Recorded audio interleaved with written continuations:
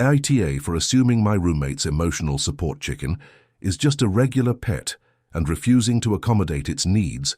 I, 25 mem, live with two roommates, Rachel, 24F, and Mike, 26N me, in a decent-sized 3-bedroom apartment. We're all pretty chill and get along well. Recently, Rachel brought home a chicken and claimed it was an emotional support chicken, ESC, prescribed by her therapist. She named it Cluck Norris. At first, we were all a bit surprised, but we weren't opposed to having a pet. However, things started to get out of hand when Rachel began to make demands based on Cluck's supposed needs. She insisted that we set up a special coop in the living room, complete with a heat lamp, a mini fridge for Cluck's food, and a designated chicken area with fake grass and toys. Mike and I were skeptical, to say the least. We asked to see the documentation from her therapist, but Rachel claimed she lost the papers and promised to get a new copy. However, she never followed through. We also questioned whether a chicken could even be considered an emotional support animal, as it's not a traditionally recognized ESA like a dog or cat. Despite our reservations, we tolerated Cluck's presence, thinking it might be a phase, but Rachel's requests kept escalating. She started demanding that we adjust our schedules to accommodate Cluck's needs, such as letting it out of its coop at specific times, providing chicken socialization, i.e., playing with Cluck, and even cooking special meals for it. The final straw came when Rachel insisted that we turn down the thermostat in the apartment because Cluck was sensitive to heat. We're talking about a 100-month utility bill, and she's expecting us to absorb the cost just because her chicken gets hot. Easily, Mike and I had a discussion, and we decided that enough was enough. We told Rachel that we weren't convinced Cluck was a legitimate ESA, and we wouldn't be making any further accommodations. Rachel freaked out, claiming we were being ableist and discriminatory against people with mental health conditions. She threatened to report us to our landlord and the ESA authorities, whatever that means. Here's the thing. We're not entirely opposed to having a pet, but we're not convinced Cluck is more than just a regular chicken. Rachel's been super vague about her mental health, and we suspect she's just exploiting the ESA system to get special treatment for her pet. I'm starting to think that Rachel might be taking advantage of us, and I'm not sure how to navigate the situation. ATA for refusing to accommodate Cluck's needs and questioning its legitimacy as an ESA. Or are Rachel's demands unreasonable and she's just trying to pull the wool over our eyes? Edit. I should add that we're not trying to be cruel to Rachel or Cluck. We're just not convinced that Cluck is a legitimate ESA, and we don't want to set a precedent for frivolous, emotional support animals. Edit 2. Some people are asking for more context on Rachel's mental health. To be honest, we're not entirely sure what's going on. She's mentioned being stressed and anxious, but she's never been open about any specific conditions or diagnoses. We're starting to think that Cluck might be more of a fashionable pet than a genuine ESA. Edit 3. I've been getting a lot of messages asking me to just be more understanding and accommodate Rachel's needs. But here's the thing. We're not the ones getting a prescription for a chicken. If Rachel wants to keep Cluck as a pet, that's fine, but she needs to take responsibility for its care and costs, not expect us to foot the bill. TLDR, roommate. Brings home a chicken, claims it's an emotional support animal and makes unreasonable demands. I'm questioning its legitimacy and refusing to accommodate its needs. AITA. Hayata for assuming my roommate's girlfriend was freeloading and confronting her about it.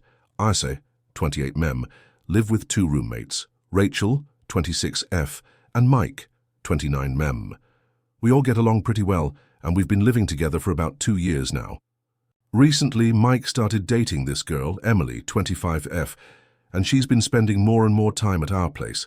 At first, it was just a night or two a week, but over the past month or so, she's been staying over almost every night. At first, I didn't think much of it, but as the weeks went by, I started to notice that Emily wasn't contributing to the household in any way.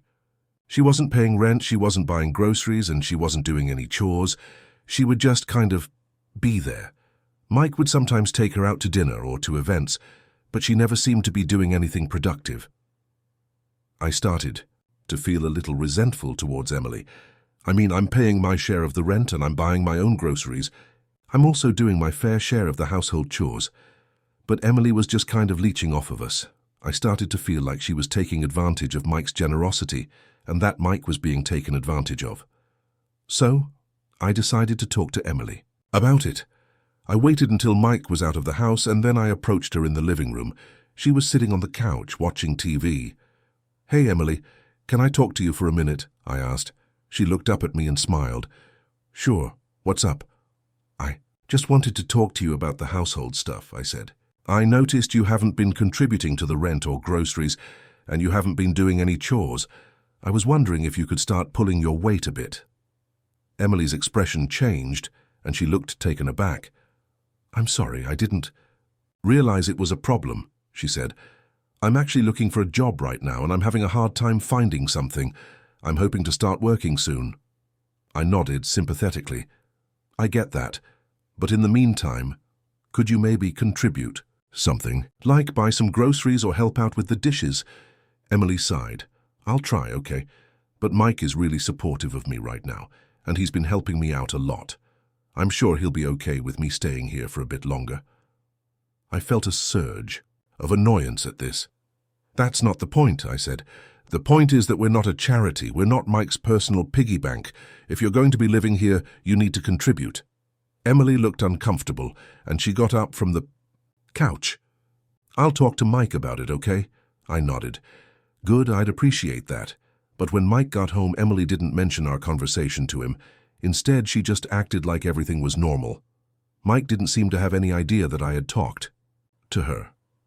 The next day, Mike came to me and said, "Hey, what's going on with you and Emily? She's been really upset all day, and she said you confronted her about something." I explained the situation to Mike, and he listened thoughtfully. "I had no idea you felt that way," he said, "but I have to say I'm a bit surprised. Emily is going through a tough time right now, and I'm happy to help her out. She's not freeloading, she's just having a hard time finding a job." I felt a pang of defensiveness. "That's not the point," I said. "The point is that we're not a charity. If she's going to be living here, she needs to contribute." Mike nodded. "I understand where you're coming from, but I think you're being a bit harsh. Emily is my girlfriend, and I'm happy to support her. If you're uncomfortable with her living here, maybe we can discuss adjusting the rent or something." I felt a surge of frustration. "That's not the point either," I said. "The point is that I don't think it's fair for her to be taking advantage of us like this." Mike just shrugged. "I think you're overreacting. Let's just drop it, okay?" And with that, the conversation was over. Emily continued to stay at our place, and she continued not to contribute. I felt resentful and frustrated, and I started to wonder if I had been too harsh. But as the days went by, I realized that I wasn't the one being unreasonable. Emily was still not contributing, and Mike was still enabling her. I started to feel like I was being taken advantage of, and that Mike was not being a good roommate. So, Redditors, AITA for confronting Emily about her freeloading? Or was I justified in standing up for myself and my household? Edit. I should add that Rachel, our other roommate, has been pretty neutral in all of this. She's not really taken sides, but she's also not really contributed to the conversation. Edit 2. Some people have asked for more context about Emily's situation. From what Mike has told me, she's been having a hard time finding a job in her field. And she's been applying to a lot of different places. She's also been dealing with some personal stuff, including a family member who's been ill. I'm not trying to be cruel or heartless, but I do think that her situation is being taken advantage of by Mike's generosity. Edit 3. I've had a few people ask me if I've talked to Rachel about this, and the answer is yes. She's not really taken sides, but she's told me that she thinks I was a bit harsh in my approach. She thinks I should have talked to Mike about it first, rather than confronting Emily directly. I'm not sure if she's right, but it's definitely something to consider. Had her for assuming my roommate's emergency wasn't actually an emergency, and refusing to drive her to the hospital. I, 28F, live with two roommates, Rachel, 27F, and Mike, 29 Mem. We've been living together for about a year and a half, and it's Been a generally great experience. We all get along, split the bills fairly, and respect each other's personal space. Last night was a different story. Rachel came home from work around 5 p.m., looking frazzled. She said she had a headache and was going to lie down for a bit. I didn't think much of it and went about my evening as usual. Fast forward to around 9 p.m. when Rachel comes storming out of her room, looking frantic. She tells me that she's having some kind of medical emergency and needs me to drive her to the hospital ASAP. I'm talking panicked, tears streaming down her face, hyperventilating, the whole 9 yards. Now, I've known Rachel to be a bit of a drama queen in the past. Not in a malicious way, but she's just one of those people who tends to get a bit worked up over, well, pretty much anything. So when she tells me that she's having some kind of life or death medical crisis, my initial reaction is skepticism. I ask her what's going on, and she tells me that she's having some kind of internal bleeding and that she needs to get to the hospital right now. I'm not a doctor, but I've never heard of internal bleeding being a thing that you can just diagnose on your own. I mean, isn't that something they figure out with, like, actual medical tests and stuff? I try to calm her down and ask her a few more questions, but she's too far gone to have a rational conversation.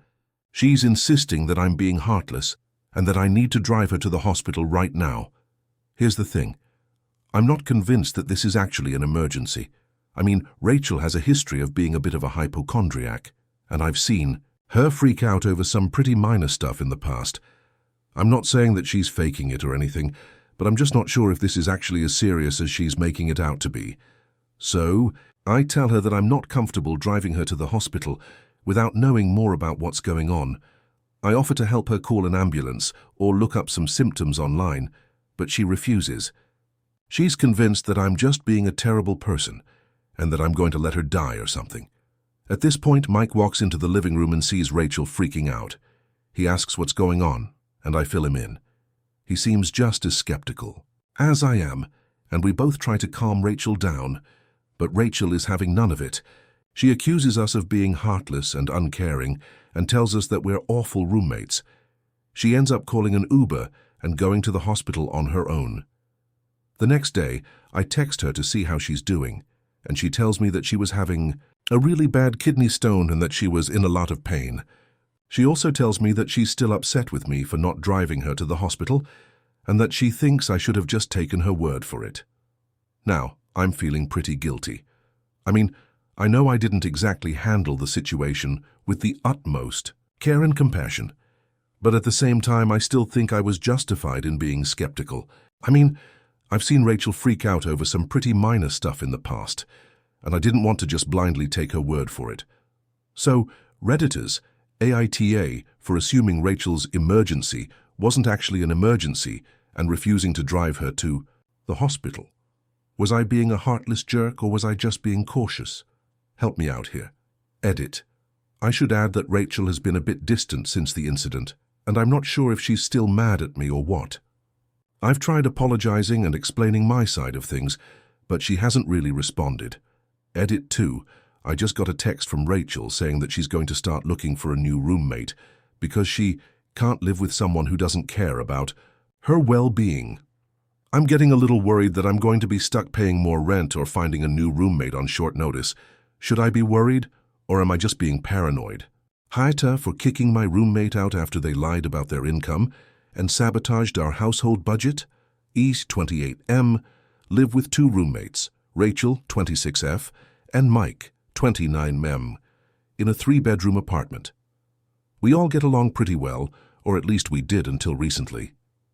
We've been living together for about 2 years, and we've always had a pretty relaxed and respectful dynamic. When we first moved in together, we decided to split all the household expenses evenly, including rent, utilities, and groceries. We'd put our income info into a shared spreadsheet to make sure we were all contributing fairly. Rachel was the one who set it up and managed it, and we all trusted her to keep track of everything. Fast forward to a few months ago, when Mike and I started to notice that our expenses were going up, but our savings weren't. We were both putting in the same amount of money each month, but somehow we were still struggling to make ends meet. We asked Rachel to take a closer look at the budget, and that's when we discovered the problem. It turned out that Rachel had been lying about her income. She claimed to be making around $50,000 per year, but it turned out she was actually making closer to $70,000. She had been underreporting her income by about $20,000 per year, which meant she was paying less than her fair share of the expenses. Mike and I were shocked and felt betrayed. We confronted Rachel about it, and she admitted to lying, but claimed it was just a mistake and that she didn't mean to hurt anyone. We were understanding but also firm. We told her that we needed to rework the budget to reflect her actual income and that we expected her to start contributing more to the household expenses. Rachel seemed to agree, and we all thought the issue was resolved, but it turned out that Rachel had other plans. She started sabotaging our household budget, making large purchases without consulting us and hiding receipts. She'd claimed that she was just trying to help by buying things for the household, but really she was just trying to rack up expenses and make it harder for us to save. Mike and I caught on to what she was doing, and we confronted her again. This time she got defensive and claimed that we were being unfair and controlling. She said that she was just trying to have some fun and that we were being too uptight. That's when Mike and I decided that we'd had enough. We told Rachel that we wanted her to move out and that we'd give her 30 days to find a new place. Rachel was furious and claimed that we were kicking her out without a good reason. She said that we were being mean and heartless and that we were ruining her life. I'm still fuming about the whole thing. AETA for kicking Rachel out? Was I being too harsh, or was she just taking advantage of us? Edit. I should add that we've been trying to resolve the issue amicably, but Rachel has been making it difficult. She's been leaving nasty notes around the apartment and has even tried to convince Mike to turn against me. We've had to block her number and email to get her to stop contacting us. Edit 2. Some people are asking about Mike's role in all this. Mike is a great roommate, and he's been on the same page as me the whole time. We've been discussing everything together, and we've made all the decisions jointly. He's not just following my lead. We're a team. Edit 3. I've had a few people ask about Rachel's background and why she might have felt the need to lie about her income. From what I know, Rachel comes from a pretty wealthy family, and she's always had a bit of a sense of entitlement. She's also been struggling financially in the past, and I think she might have felt like she needed to hide her true income to avoid feeling like she was better off than us. That being said, that's no excuse for lying and sabotaging our household budget. Hayata for using the money saved for a down payment on a property, not for my parents' medical bills, after my sister expected me to foot the majority of the costs. Body, throwaway for obvious reasons, and because several family members are active. Redditors. This is a long one and complex, involving family, finances, and conflicting obligations. Please read the whole thing before judging. Background: II-38F, am the middle child of 3. My older sister, Clara, 42F, and my younger brother, David, 35M. Our parents, 70s M and F, are retired. About 2 years ago, our mother was diagnosed with a serious chronic illness. It's not immediately life-threatening, but it requires significant ongoing medical care, including specialists, specific medications, and eventually, likely some level of home care assistance. My parents have some savings, but it's finite. They have decent health insurance, but the out-of-pocket maximums are high, and many necessary things like non-medical grade home adjustments, certain experimental treatments not fully covered, or eventually significant non-skilled home care aren't fully or at all covered.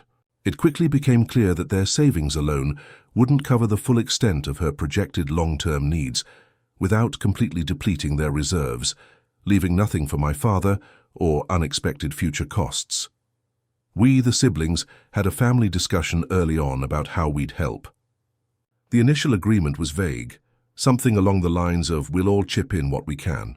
Clara lives closest to our parents, about 30 minutes away. She's married with 2 kids in middle school. Her husband has a stable job and Clara works part-time. They're comfortable but not wealthy. Typical suburban family finances, mortgage, car payments, saving for college, etc. Clara is definitely the most involved in Mom's day-to-day care, taking her to regular appointments, managing prescriptions, generally being the primary local support. She has always been the responsible eldest daughter type, very organized, sometimes overly controlling and prone to stress.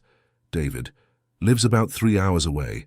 Single, works a decent but not high-paying job. He has significant student loan debt he's still paying off and isn't great with managing his money, prior financial issues though nothing criminal. He visits when he can, calls occasionally, but is much less involved logistically. He offers emotional support but not much practical or financial help so far. Me, OP, live about 5 hours away. Married to Mark, 39 Mem. No kids yet, but we've been hoping to start a family soon. We both have stable professional jobs. We are financially responsible, have been diligently saving for years with a specific goal, a down payment on a larger property, specifically a house with some land. This has been a significant goal for us for over 5 years. We live in a modest apartment, drive older cars, and have made conscious sacrifices to build this savings pot. It's currently substantial enough for a significant down payment in the area we were looking to buy. The conflict builds. In the first year or so, costs were manageable. We'd occasionally pitch in for specific things, a mobility aid, a special piece of equipment, covering the deductible on a big scan. It wasn't so structured contribution, more ad hoc as needs arose. Clara managed most of the expenses and would tell us what was needed. David contributed sporadically, maybe a few $100 here and there. I contributed more regularly, often matching whatever Clara asked for, or slightly exceeding it when I knew she was stressed, thinking we were all doing our best. As mums, condition progressed, and the need for consistent, significant financial input became clearer. We needed a more formal plan. My parents laid out their finances, savings, pensions, estimated remaining lifespan funds. We looked at projected medical costs based on her doctor's estimates and potential future care needs. The gap was significant, easily several $100,000 over the next decade, potentially more depending on how things unfold. We had a family meeting last fall. My parents, Clara, David, and I. Mark couldn't make it, which became a point of contention later. The discussion was tense. My parents were stressed and apologetic about the financial burden. Clara, who had clearly done a lot of research and calculations, presented a detailed breakdown. Her proposal was that we, the siblings, would need to contribute a fixed amount each month, escalating over time as Mom's needs increased. The initial amount she proposed was significant, several $1,000s total per month, to be split among us. David immediately balked. He explained his student loans, his lower salary, and said he simply couldn't afford the amount Clara proposed for his share. He got emotional, talking about how he felt useless. Then it came to me. Clara looked directly at me and said, "OP, you and Mark are the most financially stable. You don't have kids, you both have good jobs, and you've been saving aggressively. We calculated that realistically, you'd need to cover about 60–70% of the siblings' share." My stomach dropped. Clara's share for herself and her husband was much lower, and David's was almost symbolic, given his stated inability to contribute. She was effectively saying David would pay 10%, she would pay 20–30%, and I would pay 60–70%. Based on the numbers she presented, my proposed monthly amount was astronomical, equivalent to more than half of my take-home pay after taxes, or a significant chunk of both mine and Mark's discretionary income. I pushed back. I said that while Mark and I were willing to contribute significantly and consistently, asking for that much was unrealistic and unfair. I explained our savings goal for the down payment, roughly $250,000 we had accumulated. I said that amount of monthly contribution would completely halt our ability to save, likely indefinitely, and potentially require us to dip into that hard-earned down payment fund just to meet the monthly obligations, let alone save for the further costs Clara projected. I explained that this down payment wasn't just for a bigger house. It was intertwined with our plans to start a family, needing more space, and building long-term security for our future. Clara got upset. She argued, "That family comes first, that parents' needs outweigh our lifestyle upgrades. She called the house a lifestyle upgrade. She said our parents sacrificed for us, and now it was our turn to sacrifice everything for them. She pointed out that she was doing the bulk of the non-financial care and logistical work, which was true, and I acknowledged that, but argued that didn't automatically mean I should bear the overwhelming majority of the financial burden, especially when I lived 5 hours away and couldn't easily contribute to the hands-on care anyway. I proposed a different split based on estimated ability, to pay but using a more equitable percentage, perhaps 40% each for Clara and me, 20% for David, with the understanding that David's contribution might need external support, like maybe taking out a family loan later, or us covering slightly more knowing his limitations, but not to the extreme Clara proposed. Or I suggested we look into professional financial planners specializing in elder care costs, or even exploring selling my parents' current home eventually if necessary to fund care, rather than immediately looking to drain the children's resources to this extent. Clara shot down every alternative. She was fixated on my savings. She said, "You have that $250K sitting there. That could pay for Mum's care for X number years. That's what it's for now. Your down payment can wait." My parents sat there, looking distressed, not really intervening, effectively just murmuring about not wanting to be a burden. David was quiet, looking relieved he wasn't the primary target anymore. The meeting ended without a resolution, only tension. Over the next few weeks, Clara called me repeatedly, sometimes daily, sometimes multiple times a day. Her calls were a constant barrage of stress, guilt, and pressure. She'd talk about Mum's latest medical issue, often exaggerating the severity. Dad later told me, the rising costs, another bill came, it's higher than we thought. And then pivot to my savings. Have you thought about it? That money could make such a difference. How can you even think about buying a house for yourself when Mum needs help? She'd paint scenarios of Mom not getting the care she needed because I was being selfish with money just sitting there. I tried to set boundaries. I told her I understood the need to contribute, but that my savings had a purpose Mark and I had worked years for, representing our future and our ability to build the life we planned, including potentially having children. I reiterated that I was willing to contribute a significant, fair amount monthly, and potentially a lump sum portion of my savings later, if absolutely necessary, and part of a truly equitable plan involving all siblings contributing proportionally to their ability. But I was not willing to commit the entirety of my down payment fund, halting my own life plans indefinitely, especially when the proposed split was so heavily skewed onto me. Clara would not listen. She'd interrupt, cry, get angry. She started involving other family members, calling aunts and uncles, framing it as OP refusing to help with Mom's medical bills because she wants to buy a fancy house. This resulted in some uncomfortable calls from well-meaning but misinformed relatives. Mark was a rock during this. He saw how stressed I was. He supported my stance that we needed to contribute fairly, but not be financially crippled or forced to abandon our long-term goals because my sister was demanding I cover the lion's share. He reminded me that our ability to be financially stable in the future was also important, not just for us, but for potentially helping our parents later if this initial crisis period was managed sustainably. Draining our reserves now would make us unable to help effectively down the line. The pressure from Clara became immense, a suffocating weight. I felt trapped.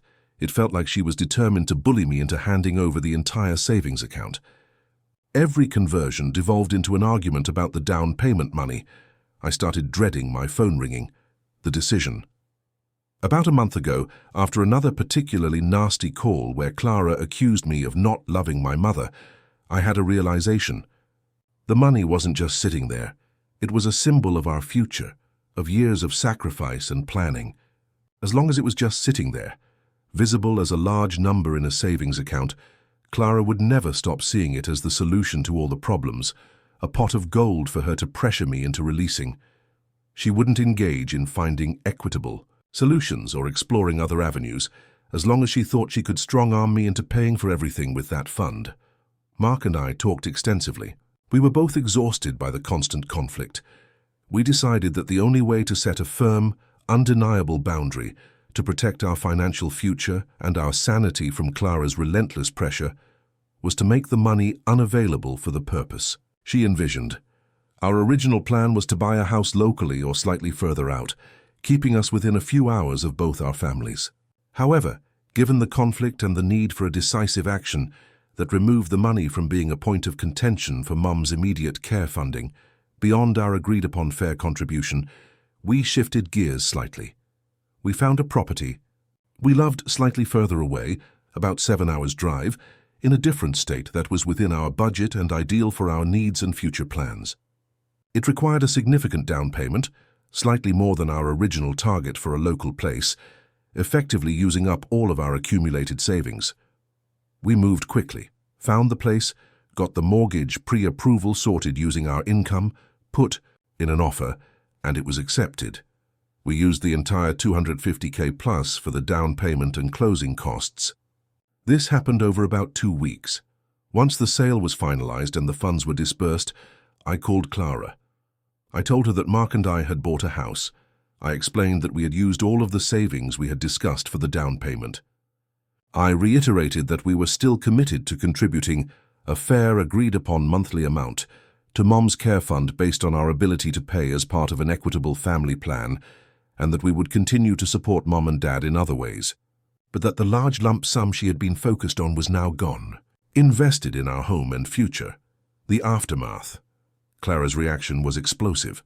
She went silent for a few seconds, then started screaming down the phone.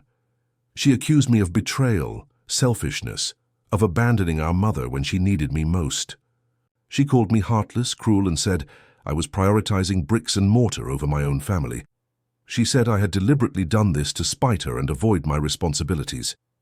She accused me of lying about needing the money for a down payment, saying I just wanted to hoard it. She said I had effectively stolen Mom's potential care money.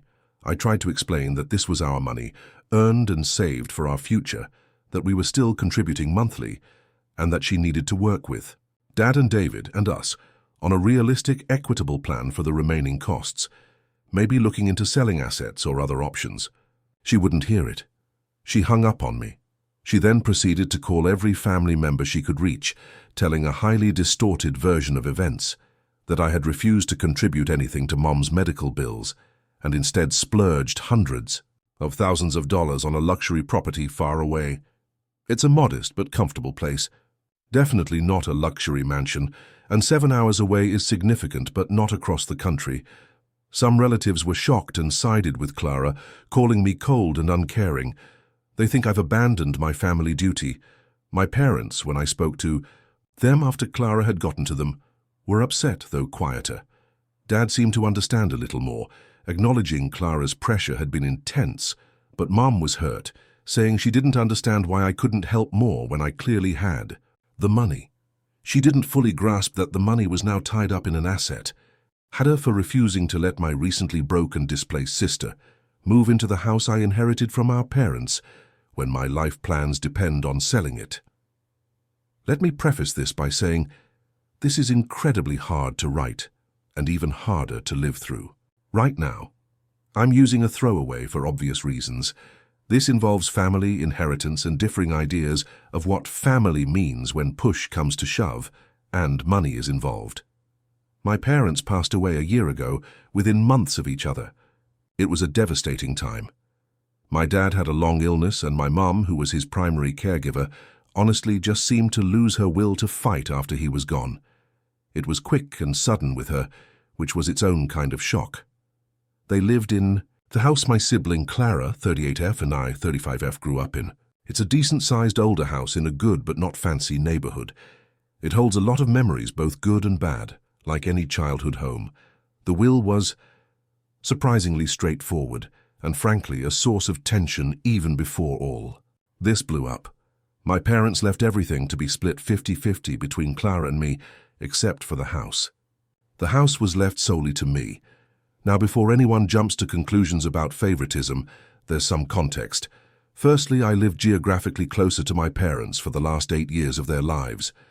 While I didn't live in their house, I was the one who handled most of the practical stuff: doctor's appointments for Dad, managing their finances when they got older and less able, dealing with household repairs, checking in on them daily when things were bad, coordinating carers, etc. Clara lived about a 4-hour drive away in a major city. She visited maybe 4 or 5 times a year, always for a few days, but she wasn't involved in the day-to-day grind of caregiving and managing their decline.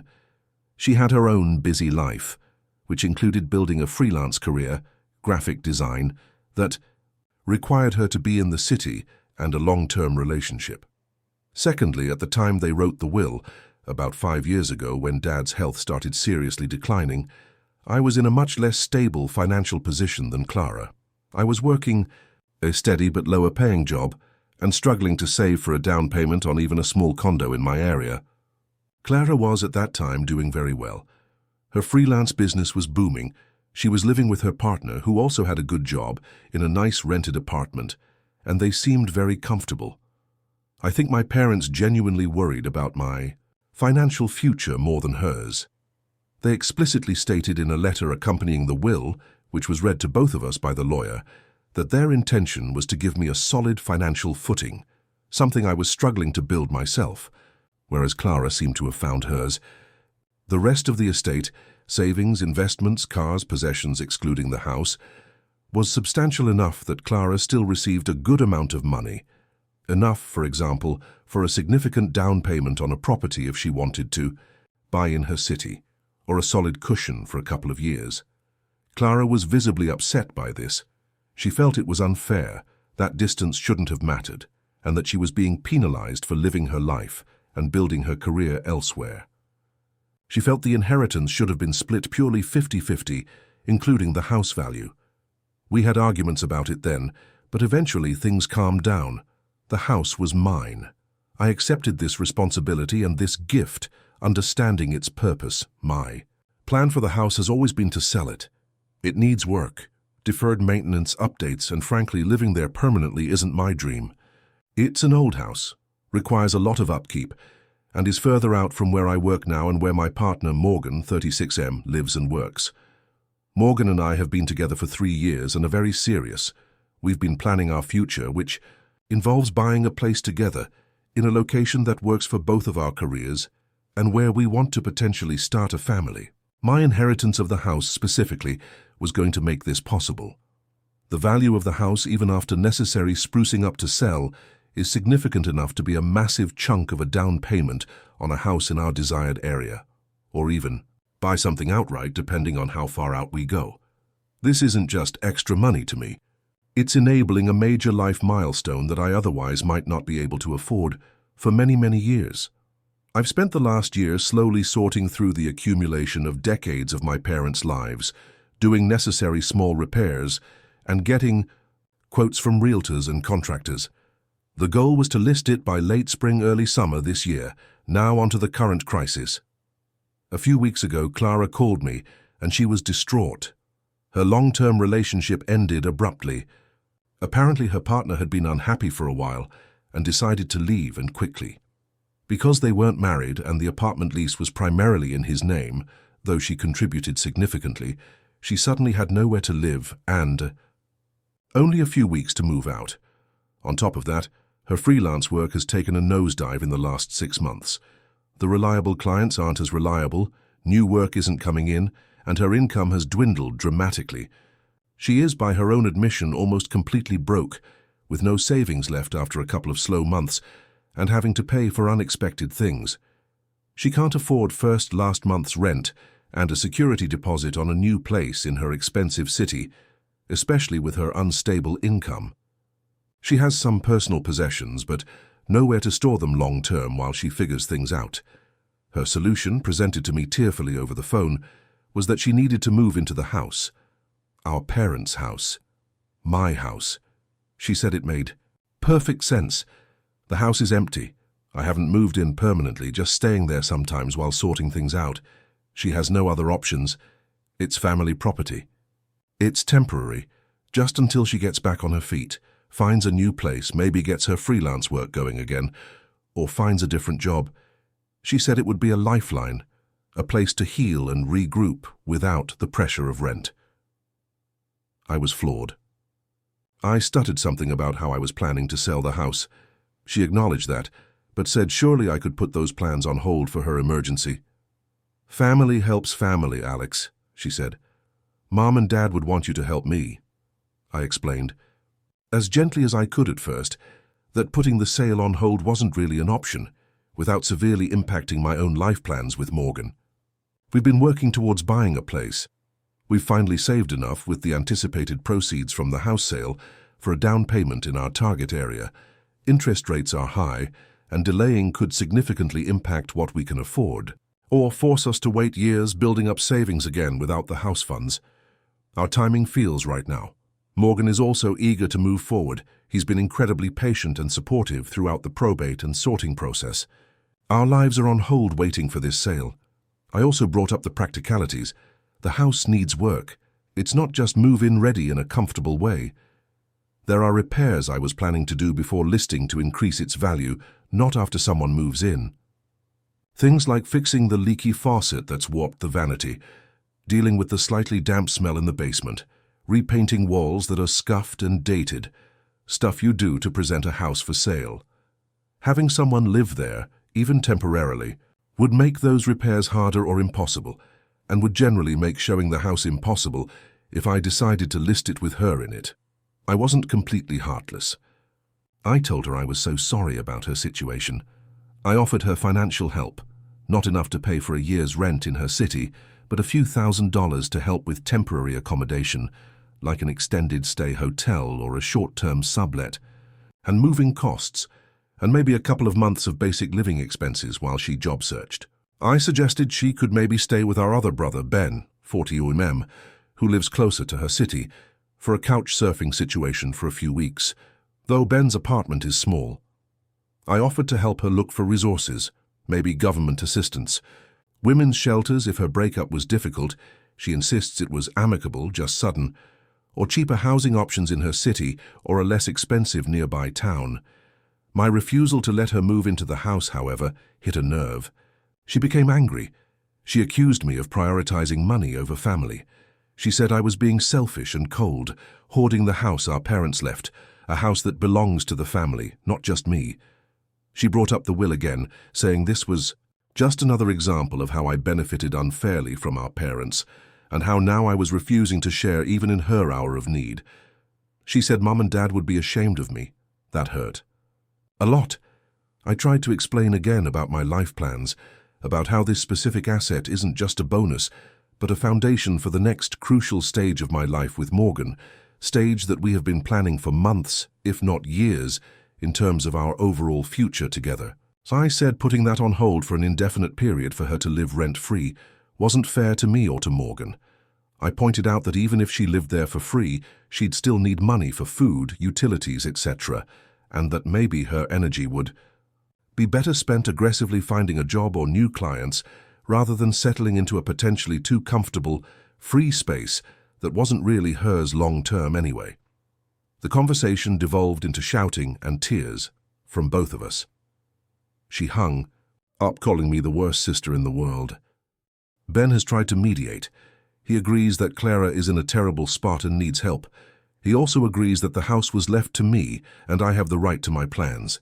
He thinks maybe I should let her stay for a very short, defined period, like a month, while she figures things out. But I'm hesitant because very short can easily become indefinite when someone is in a crisis and has no other options. What if she doesn't find a job? What if she has nowhere to go after a month? I'd be in the same position, but with a much greater entanglement. Morgan is firmly on my side.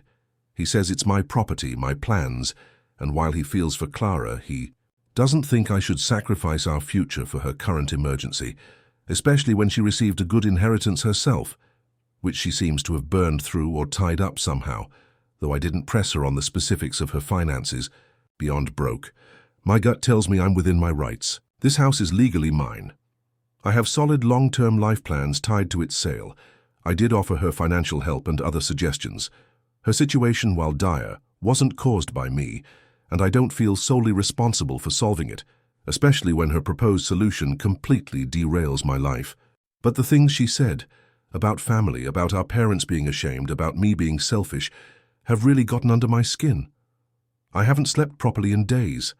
I feel immense guilt layered with frustration and anger. Am I the asshole?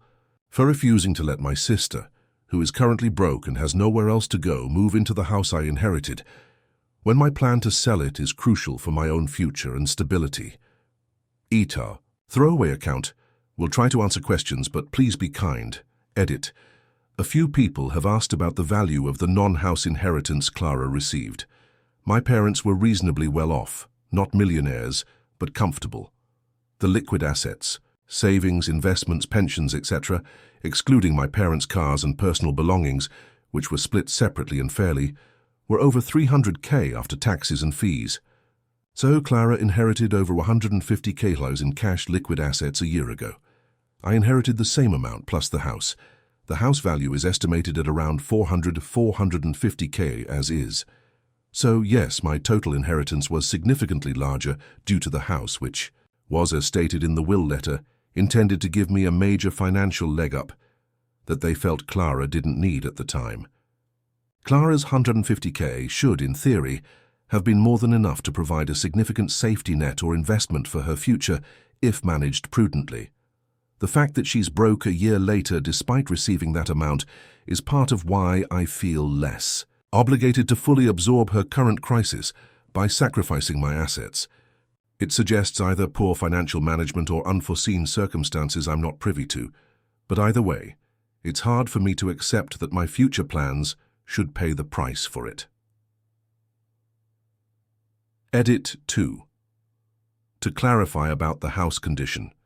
It's not falling down, but it's very dated, think 70s, 80s decor, original kitchen, bathrooms, and needs standard maintenance like a roof inspection, some minor plumbing fixes, updating the electrical panel, advisory from a previous inspection report my parents, hairdo and general cosmetic work to appeal to modern buyers. It's perfectly livable, but not in a state where it would fetch its best market value without work. And having someone living there during renovation showing periods would be a nightmare. My plan was always to do strategic updates and staging. Before listing, Edit 3, regarding Clara's breakup. She hasn't offered many details, just that it was sudden and her partner wanted her out. Given her financial precarity and the suddenness, I did gently ask if there were any safety concerns or if she needed help accessing resources for domestic issues, but she shut it down immediately, insisting it was just an abrupt but mutually agreed upon eventually end to the relationship and logistics. I don't think that's the issue, but it did cross my mind given the speed she needed to vacate. However, she wants to come here, not access local city resources, which also makes me doubt it's a safety issue from her partner. Edit 4. A point that keeps coming up is family helping family. I understand this sentiment deeply. My counter-argument, internally and sometimes externally to Ben, is that family help doesn't always mean sacrificing your own foundational stability and future. I am offering help, financial assistance for temporary solutions, help finding resources, maybe a very short stay, if absolutely critical and clearly defined, but not an open-ended residency that prevents me from executing my well-developed, necessary life plans. It feels like she views the help she's entitled to as specifically free housing in this particular asset, which legally and practically belongs to me and has a critical purpose in my life right now. It's not just a house. It's the means for me to achieve a major life goal with my partner. Aita for refusing to pony up a huge sum for my sister's destination wedding when I'm trying to buy my first home, leading to me being disinvited. Throwaway because my main account is linked to family, and I know this is going to blow up even more if they find it. Also, apologies for the length. There's a lot of background needed. Context: my family, my sister, and my goals. So I, 31F, come from a relatively close-knit family. It's me and my older sister, Sarah, 35F. Our parents are traditional in some ways. They value family unity above almost everything. They worked hard to give us a comfortable life, certainly not wealthy, but stable middle class.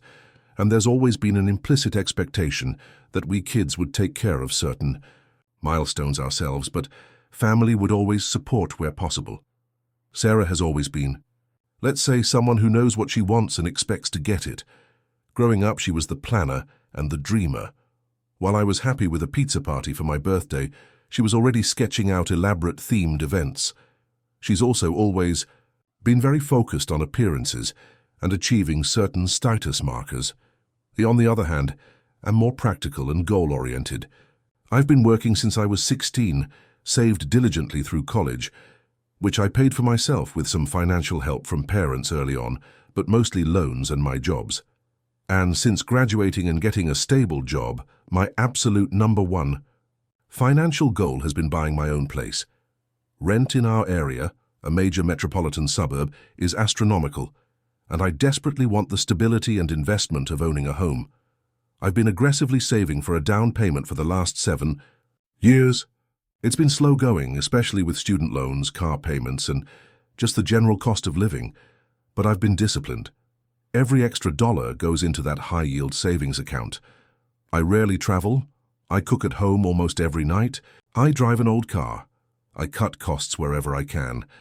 I'm finally within striking distance of having enough for a decent down payment on a modest condo or small house in a slightly less expensive part of the metro area. The engagement and the wedding plans about 18 months ago. Sarah got engaged to Mark. Mark comes from a much wealthier background than us. His parents are successful professionals. They own multiple properties and frankly they like nice things. They are also a bit imposing, I guess is the word. They have high standards and aren't shy about expressing them. From the moment they got engaged, Sarah's wedding planning went into overdrive. And it wasn't just planning in the typical sense. It seemed to immediately become about proving they could host an event that lived up to Mark's family's standards, or at least impressed them. The guest list ballooned. The ideas got grander. Pinterest boards turned into actual vendor quotes that made my eyes water. Initially, there was talk of a local wedding. Expensive, sure, but doable for guests. Then, under what seemed like pressure, either explicit or implicit, it's hard to tell with Sarah, from Mark's side about convenience for their many out-of-town guests, who apparently all live in or near a certain picturesque resort town 3 states away, the plans shifted dramatically. It became a destination wedding. The location is beautiful, no doubt, a fancy resort known for hosting high-end events, but it's not exactly easy or cheap to get to for our side of the family, most of whom are clustered in our home state. Flights are pricey. Accommodation at the resort, where they really want people to stay for continuity, is expensive, and it's a 4-day event. Welcome drinks, rehearsal dinner, wedding day, farewell brunch. The unspoken, then spoken expectations as the plans got bigger and the price tag climbed, the conversations with my parents started to change. Initially, it was just general excitement. Then it became more like, weddings are so expensive these days, aren't they? Followed by pointed comments about family helping family. Sarah and Mark are contributing a significant amount themselves, but it's clear the wedding they want far exceeds their budget, even with Mark's better salary. Mark's parents are apparently contributing something, but they've made it known it's a fixed amount and they won't go over, which, frankly, makes sense to me. This is where my parents came in. They felt immense pressure, I think, to help Sarah achieve her dream wedding, and also to keep up with the perceived wealth of Mark's family. They had some savings, but nowhere near enough for Sarah's vision. They started talking about potentially taking out a loan, which worried me. Then came the conversations about me, not directly from Sarah at first, but from my mother. You know, Sarah's wedding is coming up. It's going to be quite the expense. It would mean so much to Sarah if her only sibling helped make her day perfect. You've been so good with saving, maybe you could shift a little bit. I was always vague. I said I'd help where I could. With bachelorette party contributions, did that. Buying my dress, did that. Helping with errands, doing that. And giving a wedding gift, of course. But I deliberately avoided talking specific dollar amounts for the wedding itself. I thought that was understood. Sarah and Mark were hosting and a gift was the standard thing. I never imagined I'd be asked to contribute to the wedding costs. The ask. A few months ago, things became very explicit. My parents, Sarah, and I had dinner. The wedding was the main topic. Sarah was talking about some specific vendor, maybe flowers or photography. something non-negotiable in her mind but with an exorbitant price tag. There was a bit of tense silence after she mentioned the quote. Then my dad cleared his throat. Sarah, honey, we've been looking at the numbers. We can't cover everything you want, even with the loan we're considering. It's just too much. Sarah's face fell. Mark apparently couldn't chip in more right now, and his parents were firm. Then my mom turned to me. OP, she started, her tone very serious. Your sister has this vision. This is her one special day. We know you've been saving hard for your house, and that's wonderful. But family is important. This wedding is important. We were hoping you could contribute significantly. Like, maybe $10,000. I honestly thought I misheard. Her $10,000? My mind was racing. $10K is roughly half of my current savings for a down payment. In my market, that's the difference between getting maybe a small studio or one-bedroom condo in a decent area now, or waiting another 2-3 years to save up that amount again, during which time housing prices and interest rates are likely to keep climbing. It felt like they were asking me to sacrifice my primary long-term financial goal and stability for one day. I remember feeling a bit lightheaded. I stammered, Mom, Dad, Sarah, 10K? That's impossible for me right now. You know I'm trying to buy a house. That's years of saving. I can't just hand over half my down payment savings for a wedding. Sarah immediately looked hurt and angry. So your house is more important than my wedding? Your own sister's once-in-a-lifetime event? It's not about what's more important, I tried to explain patiently. It's about financial reality. I have enough for a down payment now. If I give away 10K, I lose that opportunity. I have to start saving all over again. That pushes back buying a home by years. This is about my financial future, my security. My dad sighed heavily. OP, family helps. Family? We helped you with college, didn't we? A little? This is Sarah's turn. We're all making sacrifices. For the record, they gave me maybe 5K total for college, spread over 4 years, which I was incredibly grateful for, but it didn't cover much of the total cost. My mom added, We aren't asking you to give up all your savings, just some of it, for something important. 10K is more than some of it, Mom, I countered, trying to keep my voice even.